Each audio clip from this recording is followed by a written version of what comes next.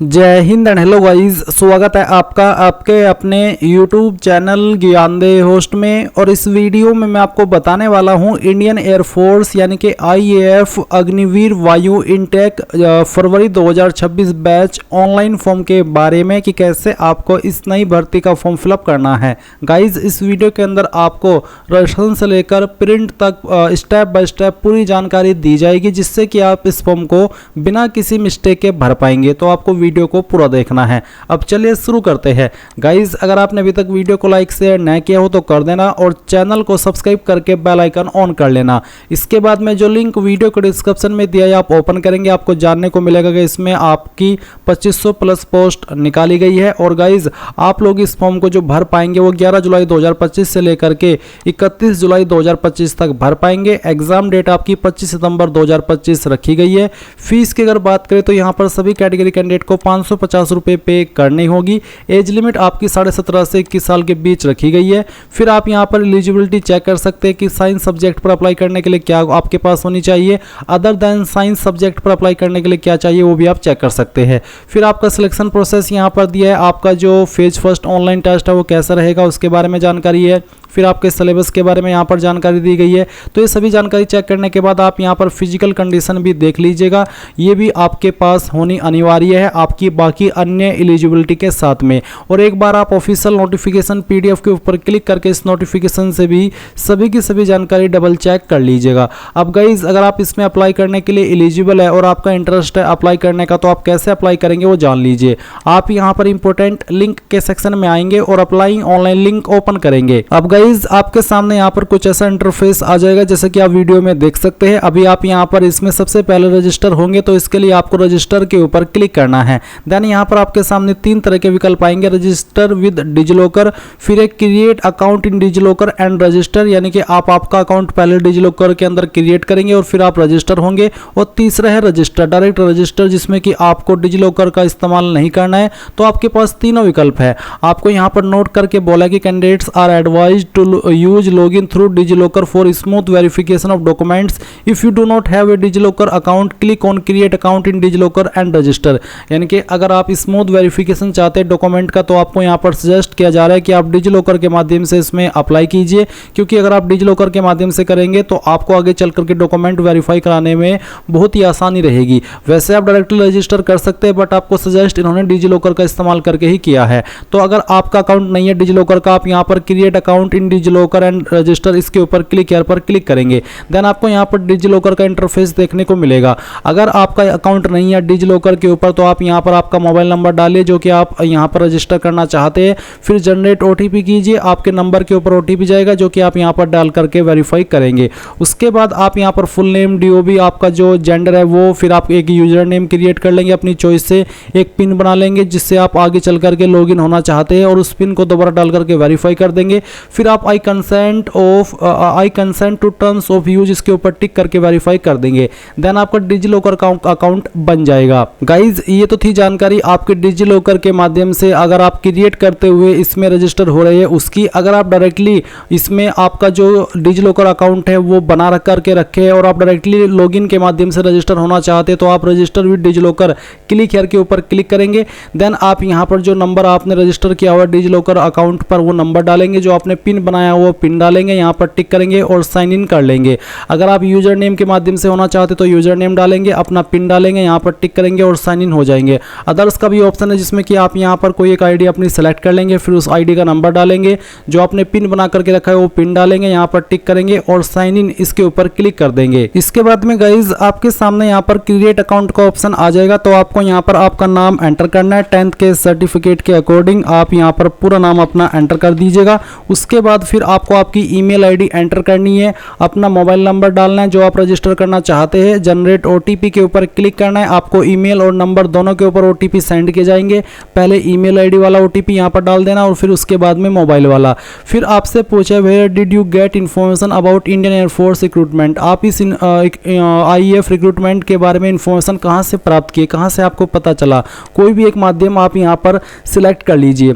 इसके बाद में गाइज आप यहाँ पर एक कैप्चा कोड डालेंगे करेंगे और रजिस्टर के ऊपर क्लिक करेंगे। अब आप यहाँ पर देखेंगे you have signed up successfully, यानी कि आपका रजिस्ट्रेशन सक्सेसफुली हो चुका है। अभी आप यहाँ से ओके करिए और ओके करने के बाद में अभी आपको ईमेल और मैसेज के माध्यम से आपका एक random system generated password send किया है। आप यूजर नेम और ईमेल आईडी के अंदर अपनी ईमेल आईडी एंटर करिए और उसके बाद में अपना पासवर्ड डालिए जो कि अभी आपको मिला है ईमेल या और मैसेज के माध्यम से। फिर आप ये कैप्चा कोड डालिए और लॉगिन के ऊपर क्लिक कीजिए। इसके बाद आप यहाँ पर देखेंगे कि आपको पासवर्ड रिसेट करने के लिए बोला जा रहा है। तो आपका जो पासवर्ड है उसकी लेंथ 8 से 16 कैरेक्टर के बीच में होनी चाहिए। पासवर्ड के अंदर इंग्लिश का कैपिटल लेटर कम से कम एक, स्मॉल लेटर कम से कम एक और एक स्पेशल कैरेक्टर। किस तरह का पासवर्ड है उसका आप एग्जाम्पल देख लीजिए। तो यहाँ पर आपको जो भी आपका नाम है उसका नाम कैपिटल कर देना है और उसके बाद में आपको @ का इस्तेमाल कर लेना है और फिर कोई भी आप डिजिट यूज कर लीजिएगा। कुछ इस तरह का पासवर्ड आप बना लेंगे। इसमें कैपिटल लेटर भी है, स्मॉल लेटर भी है, स्पेशल कैरेक्टर भी है और डिजिट भी है। ये पासवर्ड बनाने के बाद में आप उसको दोबारा डाल करके वेरीफाई करेंगे, ये कैप्चा कोड डालेंगे और फिर रिसेट माई पासवर्ड इसके ऊपर क्लिक करेंगे। अब आपके सामने यहाँ पर ये वाला इंटरफेस आएगा जहाँ पर आपको इंस्ट्रक्शंस दिए गए हैं। ये सभी चेक करते हुए आपको नीचे की तरफ आने हैं और नीचे की तरफ आकर के यहाँ पर टिक करेंगे और फिर कंटिन्यू टू रजिस्ट्रेशन इसके ऊपर क्लिक कर देंगे। अब इसके ऊपर क्लिक करने के बाद में यहाँ पर कुछ जानकारी आपको आपकी भरी हुई देखने को मिलेगी और कुछ जानकारी आपको भरनी है। जैसे कि आप यहाँ पर फादर नेम अपना एंटर कर देंगे आपके 10th के सर्टिफिकेट के अकॉर्डिंग। फिर आपको आपका मदर्स नेम यहाँ पर डालना है, ये भी आप 10th के सर्टिफिकेट के अकॉर्डिंग ही फिल करेंगे। फिर आपका जेंडर क्या है, मेल फीमेल, वो आप सिलेक्ट कर लेंगे और उसके बाद में यहाँ से ओके कर देंगे। देन गाइज यहाँ पर आता है select your date of birth. तो जो भी आपकी डेट ऑफ बर्थ है वो आपको यहाँ पर इस तरह से कैलेंडर के ऊपर क्लिक करके सिलेक्ट कर लेना है, जैसे कि मैं आपको यहाँ पर सिलेक्ट करके दिखा रहा हूँ।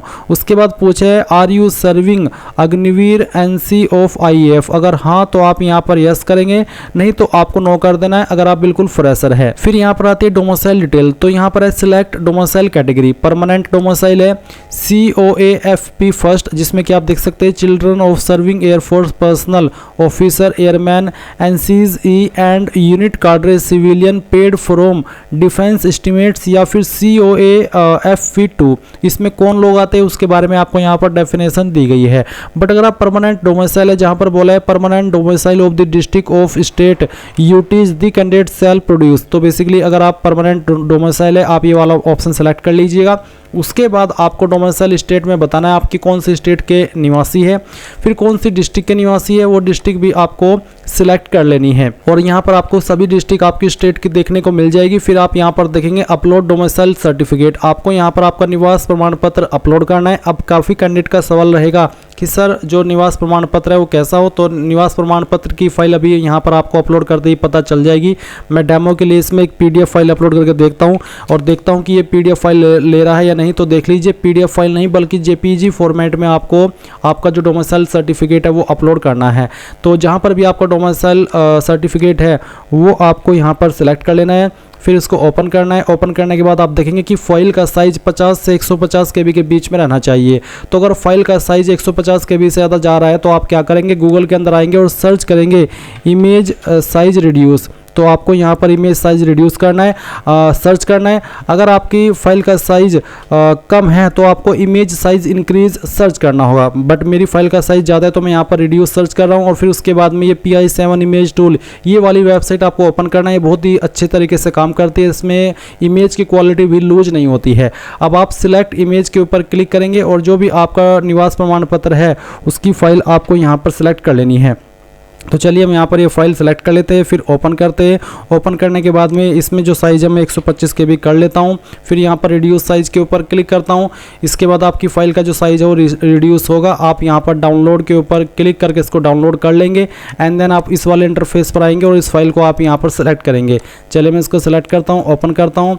यहाँ पर देख लीजिए कि फाइल अपलोड हो चुकी है। अब आप सेव एंड कंटिन्यू इसके ऊपर क्लिक करेंगे। अब आपके सामने क्वालिफिकेशन डिटेल्स का सेक्शन आ चुका है। यहाँ पर है एजुकेशन क्वालिफिकेशन और आपके पास 3 विकल्प है। पहला विकल्प है कि आपने आपकी 12वीं पास की है इंग्लिश सब्जेक्ट के साथ में and without physics and math. अगर आपने आपकी 12वीं पास या उसके बराबर की योग्यता पास की इंग्लिश सब्जेक्ट के साथ में विदाउट फिजिक्स एंड मैथ, यानी कि चाहे आपने आपकी 12वीं फिजिक्स मैथ के साथ में पास की है या फिर बिना फिजिक्स मैथ के पास की है, तो भी आप यही वाला ऑप्शन सेलेक्ट करेंगे। और सेकंड ऑप्शन है 3 year diploma course in engineering in any prescribed stream from central state and UT recognised polytechnic institute. अगर आपने 3 ईयर का डिप्लोमा किया तो आप सेकंड ऑप्शन सेलेक्ट करेंगे, और अगर आपने 2 ईयर का वोकेशनल कोर्स किया है विद और विदाउट नॉन वोकेशनल सब्जेक्ट जैसे कि physics and math from education boards, तो आप ये वाला ऑप्शन सेलेक्ट करेंगे। तो चलिए मैं यहाँ पर ये पहले वाला ऑप्शन सेलेक्ट कर लेता हूँ।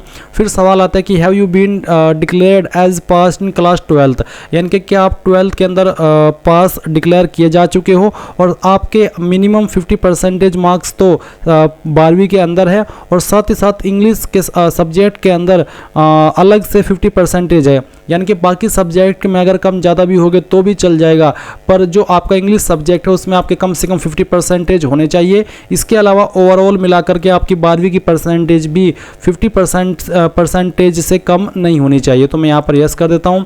अब यस करने के बाद में आपसे पूछे have you been declared as pass in physics math subject, क्या फिजिक्स मैथ सब्जेक्ट के अंदर भी पास डिक्लेयर किए गए हो, तो मैं यहाँ पर यस कर देता हूँ। फिर आपको आपका स्ट्रीम बताना है 12वीं का, आर्ट्स है, साइंस है या फिर कॉमर्स है, तो चलिए मैं यहाँ पर साइंस सेलेक्ट कर लेता हूँ। फिर स्ट्रीम अप्लाइंग फॉर, आप किस स्ट्रीम के लिए अप्लाई कर रहे हैं, science subject other than science या फिर दोनों। आप चाहे तो दोनों पर भी अप्लाई कर सकते हैं, अगर आपको सिर्फ साइंस पर अप्लाई करना है तो वो भी कर सकते हैं, अगर आपको अदर देन साइंस करना है तो आप वो भी कर सकते हैं। ये आपकी चॉइस के ऊपर डिपेंड करता है तो कि आप किस किस पर अप्लाई कर रहे हैं। फिर आपको यहाँ पर आपका बोर्ड सेलेक्ट कर लेना है, जो भी आपका 12वीं का बोर्ड है वो आपको यहाँ पर सेलेक्ट करना होगा। काफ़ी सारे बोर्ड आपको यहाँ पर देखने को मिल जाएंगे। उसके बाद यहाँ पर देखेंगे enter aggregate gross percentage, minimum 50% mandatory as given in 10+2, तो बेसिकली आपको आपकी परसेंटेज यहाँ पर एंटर करनी है, जो भी आपकी परसेंटेज है वो इस तरह से आप डाल दीजिएगा। Indicating grading system as per marksheet, आपके नंबर किसके अंदर है, परसेंटेज, CGPA या फिर ग्रेड, तो मेरे परसेंटेज है, मैंने परसेंटेज सेलेक्ट कर लिया। फिर आप यहाँ पर आपके नंबर्स की जानकारी भरेंगे। इंग्लिश सब्जेक्ट के अंदर आपको कितने नंबर आए थे वो आप यहाँ पर डालेंगे, टोटल मार्क्स के अंदर यहाँ पर इस तरह से नंबर डाल देंगे। और उसके बाद आप यहाँ पर देख सकते हैं सब्जेक्ट वाइज परसेंटेज, तो गाइस जैसे कि 100 में से अगर आपके 98 नंबर आए हैं तो जो आपकी परसेंटेज है वो भी आपके 98 ही बन जाती है। फिर आपको मैथ के नंबर बताने कि कितने नंबर आपको आए हैं और कितने में से आए हैं वो आप टोटल मार्क्स के अंदर डाल देंगे। फिर आपको यहाँ पर आपकी जो परसेंटेज है वो लिख देनी है। फिजिक्स के अंदर आपको कितने नंबर आए हैं वो भी आप यहाँ पर एंटर करिएगा, और फिर आपको यहाँ पर टोटल नंबर डाल देने हैं। उसके बाद में आपको यहाँ पर उसकी परसेंटेज भर देनी है। और अगर आपने बायोलॉजी भी लिया था तो आप यहाँ पर बायोलॉजी की इन्फॉर्मेशन भरेंगे, और नहीं तो आप इसको इस तरह से खाली छोड़ देंगे। फिर आपसे पूछे डू यू कंप्यूटर नॉलेज, क्या आपको कंप्यूटर की नॉलेज है, अगर हाँ तो यस। यस करने के बाद में कंप्यूटर नॉलेज टाइप आपको बताना है, बेसिक है, इंटरमीडिएट है या फिर एडवांस्ड है। बेसिक है तो बेसिक, इंटरमीडिएट है तो इंटरमीडिएट, जो भी है वो आप सिलेक्ट कर लेना। उसके बाद do you have any additional marksheet, क्या आपकी कोई एडिशनल मार्कशीट है, जैसे कि कंपार्टमेंट आ जाती है, इंप्रूवमेंट आ जाती है, और उसके लिए फिर आपको एक अलग से मार्कशीट इशू होती है क्योंकि आपको एग्जाम दोबारा देना पड़ता है। तो अगर आपके पास है तो आप यस करेंगे, नहीं तो आप नो कर दीजिएगा। फिर higher education qualification, graduation status, अगर आप कोई हायर क्वालिफिकेशन कर रहे हैं तो आपको बताना है कि आप ग्रेजुएशन अभी परस्यूम कर रहे हैं, कंप्लीट कर चुके हैं, डिसकंटिन्यू कर चुके हैं या फिर नॉट एप्लीकेबल। अगर आप नहीं कर रहे हैं अभी तो आप नॉट एप्लीकेबल सेलेक्ट कर लेंगे, कर रहे हैं तो आपको परस्यूइंग सेलेक्ट करना होगा। और उसके बाद में आपको बताना होगा आपका स्ट्रीम इंजीनियरिंग है या फिर नॉन इंजीनियरिंग, कंप्लीट है तो कंप्लीट सेलेक्ट कर लेंगे। जो भी आपका स्टेटस है वही आपको सेलेक्ट करना होगा, और उसके बाद में आप इस जानकारी को सेव करेंगे एंड देन फिर नीचे आपको सेव एंड कंटिन्यू इसके ऊपर क्लिक करना है। तो गाइस जैसे ही आप यहाँ पर इस जानकारी को सेव करेंगे तो आपको यहाँ पर अपलोड एजुकेशनल सर्टिफिकेट का एक ऑप्शन देखने को मिलेगा, जहाँ पर आपको मैट्रिकुलेशन सर्टिफिकेट अपलोड करना है, और साथ ही बोला है upload original scan copy of 10+2 12th intermediate या फिर उसके बराबर की जो मार्कशीट है उसकी, जिसमें कि आपके मार्क्स दिखे इंग्लिश, फिजिक्स एंड मैथ के। ये आप डायरेक्टली फाइल भी अपलोड कर सकते हैं या फिर आप अपने डिजिलॉकर अकाउंट से भी इसको फैच करा सकते हैं। अगर डिजिलॉकर के ऊपर आपने इन सभी को अपलोड करके रखा है पहले से तो आप वहाँ से फैच करा लीजिए, नहीं तो आप सिंपली चूज फाइल के ऊपर क्लिक कीजिए और जहाँ पर आपकी मार्कशीट है वो अपलोड कीजिए। मैं यहाँ पर डेमो के लिए इस फाइल को सेलेक्ट करता हूँ। इसमें बोला कि साइज 50 से 150 KB के बीच में रहना चाहिए, तो आपको दिए गए साइज के अंदर ही इसको अपलोड करना होगा। तो मैं यहाँ पर डेमो के लिए इस फॉर्म को भरा हूँ, इसमें फाइल को सेलेक्ट करता हूँ, ओपन करता हूँ। इस तरह से फाइल आ चुकी है। फिर आप सेव के ऊपर क्लिक करेंगे, ये फाइल आपकी सेव हो जाएगी। उसके बाद में अगेन आप यहाँ पर जो 12वीं की मांगी है आपसे 12वीं की फाइल सेलेक्ट करेंगे, ओपन करेंगे और सेव के ऊपर क्लिक करके इसको भी सेव कर देंगे। पहले आपके मैट्रिकुलेशन का सर्टिफिकेट और फिर आपका 12वीं का। उसके बाद ये दोनों चीज़ें जैसे सेव हो जाए आप यहाँ पर इसमें नीचे की तरफ सेव एंड कंटिन्यू इसके ऊपर क्लिक कर देंगे। अब आती है कम्युनिकेशन डिटेल, यानी कि आपकी एड्रेस की इन्फॉर्मेशन। पहले आप परमानेंट एड्रेस फिल करेंगे, तो जो भी आपका परमानेंट एड्रेस है वो आप भरिएगा, जैसे कि house number, street, colony, locality. उसके बाद फिर आपकी स्टेट, फिर आपकी जो डिस्ट्रिक्ट है वो कौन सी है वो भी आपको यहाँ पर सेलेक्ट कर लेनी है। सब डिस्ट्रिक्ट कौन सी है वो आप सिलेक्ट कर लेंगे। विलेज टाउन का नाम, नियरेस्ट पुलिस स्टेशन कौन सा है, नज़दीकी पोस्ट ऑफिस अगर एप्लीकेबल है तो लिख देंगे, नहीं तो खाली छोड़ देंगे। और फिर जो आपका पिन कोड है वो भी आपको यहाँ पर डाल देना है। नीचे यहाँ पर आपसे आपका आधार कार्ड का नंबर मांगा है, आप आपका आधार कार्ड का नंबर डाल देंगे। फिर है कम्युनिकेशन एड्रेस, और साथ ही check if your communication address is same as permanent address, यानी कि प्रेजेंट एड्रेस और अगर परमानेंट एड्रेस एक ही है तो इस बॉक्स को टिक कर देना। उसके बाद आप सेव एंड कंटिन्यू इसके ऊपर क्लिक करेंगे। अब आपके सामने यहाँ पर फिजिकल कैरेक्टरिस्टिक्स आ जाएगी, जहाँ पर आपको आपकी एडिशनल डिटेल देनी है। सबसे पहले आप हाइट बताएंगे, आपकी हाइट सेंटीमीटर के अंदर कितनी है वो आप यहाँ पर लिख देंगे। उसके बाद में ऊपर की तरफ आप देख सकते हैं enter any one clearly visible permanent mark on your body. आपकी बॉडी के ऊपर ऐसा निशान जिससे आपकी बॉडी की पहचान होती है। निशान आपके ऊपर जलने का, कटने का या फिर बर्थ मार्क कुछ भी हो सकता है, वो आप यहाँ पर लिख दीजिएगा कि वो निशान कहाँ पर है। उसके बाद आप वेस्ट साइज यहाँ पर लिखेंगे कि कितना है, सेंटीमीटर के अंदर लिखना है। फिर आपको शू साइज अपना सेलेक्ट कर लेना है। और फिर यहाँ पर है कैंडिडेट चेस्ट साइज, तो चेस्ट साइज आपकी कितनी है वो आपको बतानी है। अगर आपकी वो इंचेस के अंदर है तो आप उसको यहाँ पर गूगल के अंदर आकर के इंच से सेंटीमीटर के अंदर कन्वर्ट कर लेना है। जो भी है वो आप इस तरह से लिखिएगा और फिर आपको यहाँ पर देखने को मिल जाएगा कि आपकी चेस्ट कितनी बनती है, और वही आपको यहाँ पर एंटर कर देनी है। उसके बाद में आप यहाँ पर नीचे की तरफ इन सवालों का आंसर करेंगे, जैसे कि are you a certificate holder of NCC cadet corps, यानी कि एनसीसी सर्टिफिकेट होल्डर है तो यस, नहीं तो नो करेंगे। फिर पूछे कि are you child of a serving retired discharged deceased air force personnel, अगर आप ऐसे कैंडिडेट है तो यस, नहीं तो आपको नो करना है। फिर have you been discharge from Indian Army, Indian Navy और एनी गवर्नमेंट ऑर्गेनाइजेशन स्टेट, अगर आप डिस्चार्ज किए गए हो तो यस, नहीं तो आपको नो करना है। फिर डू यू नो ड्राइविंग आती है तो यस करेंगे। और फिर उसके बाद में बताएंगे कि टाइप ऑफ ड्राइविंग लाइसेंस, किस तरह का आपके पास लाइसेंस है, अगर है तो सिलेक्ट कर ले, नहीं तो आप यहाँ पर नो भी कर सकते हैं। क्या आपको नॉलेज है ट्रेड्स लाइक वेल्डिंग, सोल्जरिंग, लाठे वर्क और एनी रिलेटेड वर्क, अगर हाँ तो यस, और फिर बताएंगे कि किस तरह का काम आपको आता है, अगर नहीं है तो नो कर दीजिएगा। फिर आप do you have any qualification in catering, catering के अंदर कोई क्वालिफिकेशन है, अगर है तो यस करने के बाद में बताइए डिप्लोमा है या फिर अदर्स, जो भी है वो आप यहाँ पर बता दीजिएगा। फिर उसके बाद में आपको नॉलेज है इन्फॉर्मेशन टेक्नोलॉजी की, अगर हाँ तो यस करने के बाद बताइए कि किस एरिया के अंदर है, अगर नहीं है तो आप नो कर दीजिए। फिर आपको यहाँ पर नॉलेज है अकाउंटिंग की, अगर हाँ तो यस करने के बाद में किस तरह की नॉलेज है वो आपको बताना होगा, नहीं तो आप नो कर देंगे। फिर क्या आपके पास कोई एनी अदर स्किल है, तो अगर है तो यस करने के बाद में आप उस स्किल को यहाँ पर स्पेसिफाई कर सकते हैं, जो भी आपकी स्किल है, जैसे कि अचीवमेंट्स है, वर्क एक्सपीरियंस है, अगर नहीं है तो नो कर देना। उसके बाद आपका कोई रिप्रेजेंटेशन है, अचीवमेंट्स है स्पोर्ट्स में, किसी भी डिसिप्लिन में, अगर हाँ तो यस करने के बाद बताना होगा कि किस लेवल पर है, अगर नहीं है तो नो कर देना। फिर आप language none other than English, Hindi English के अलावा अगर आप कोई अन्य लैंग्वेज भी जानते हैं तो आप यस करके उस लैंग्वेज को यहाँ पर मेंशन कर देंगे, जो भी लैंग्वेज आपको आती है। उसके बाद यहाँ पर मेडिकल हिस्ट्री अगर आपकी कोई रही है तो उसके बारे में बता देंगे। फिर फैमिली मेडिकल हिस्ट्री यहाँ पर बता देंगे अगर कोई है, नहीं तो आप यहाँ पर सेव एंड कंटिन्यू इसके ऊपर क्लिक करेंगे। फिर गाइज यहाँ पर आपके सामने आएगा अपलोड फोटो एंड सिग्नेचर का सेक्शन। ये जो सेक्शन है ये भी काफ़ी इंपॉर्टेंट है। इसमें आपको समझना है कि जो आप फोटो फाइल अपलोड करेंगे, जो आपका फोटो है उसका फॉर्मेट रहना चाहिए आपका जेपीईजी या फिर जेपीजी का। उसका फाइल नेम होना चाहिए पासपोर्ट फोटोग्राफ, जो यहाँ पर आपको रेड में देखने को मिल रहा है। और फिर सिग्नेचर का नाम होना चाहिए signature, left hand thumb impression का नाम होना चाहिए थंब इंप्रेशन, और फिर पेरेंट फादर या फिर मदर का या फिर जो आपके गार्जियन है उनका सिग्नेचर भी आपको अपलोड करना है, जिसकी फाइल नेम होगी पेरेंट सिग्नेचर। तो ये सभी चीज़ें आप यहाँ पर अपलोड करेंगे। तो पहले आप इनको अपलोड कीजिए दिए गए इंस्ट्रक्शंस के अकॉर्डिंग। और जो आप यहाँ पर आपका फोटो अपलोड करेंगे वो आपका इसी तरह का होना चाहिए, जिसमें कि आपको स्लेट सामने पकड़नी है और फर्स्ट नेम लास्ट नेम लिखना है, और किस डेट में आपने फोटो को लिया है वो डीओपी लिखने के बाद में आपको उसके ऊपर डेट लिखनी है। अगर आपके पास स्लेट नहीं है तो आप इसको एडिट भी कर सकते हैं। उसके बाद में यहाँ पर एक आपको लाइव फोटो भी कैप्चर करना होगा।